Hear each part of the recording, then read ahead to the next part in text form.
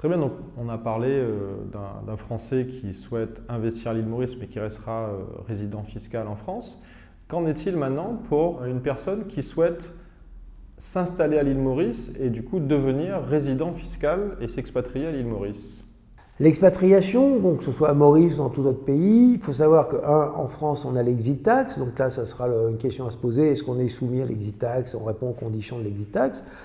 Et puis la deuxième question, c'est après comment on acquiert la résidence fiscale mauricienne et qu'est-ce que ça veut dire pour moi qui deviens résident mauricien vis-à-vis de ma fortune française ou de mes revenus français. C'est que les revenus de source française resteront taxables en France.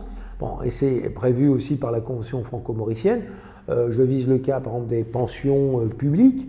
Le deuxième cas, c'est les pensions privées non taxées à Maurice qui, du coup, redeviennent taxables en France. Le troisième cas, les revenus fonciers dont on dispose pour des biens français, on saura.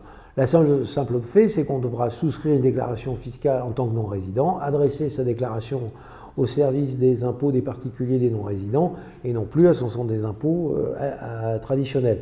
Point à noter, quand on est non-résident, le Code général des impôts prévoit une taxation minimum forfaitaire de 20%. Taxation de 20% qui même a été portée à 30% à compter de 2019. Petite facilité néanmoins accordée aux Français qui seraient dans des tranches inférieures s'ils étaient restés en France. Ils doivent démontrer que leurs revenus mondiaux, français, mauriciens et autres, soumis à l'impôt, atteindraient un impôt inférieur à 20% ou à 30% maintenant. Voilà. Donc, point important, taxation à 30% maintenant. Effectivement, prenons le cas d'un chef d'entreprise français donc qui garde son entreprise, qui garde ses actions, mais qui décide de s'expatrier à l'île Maurice. Comment vont être fiscalisés les dividendes qu'il va percevoir de sa ou ses sociétés françaises?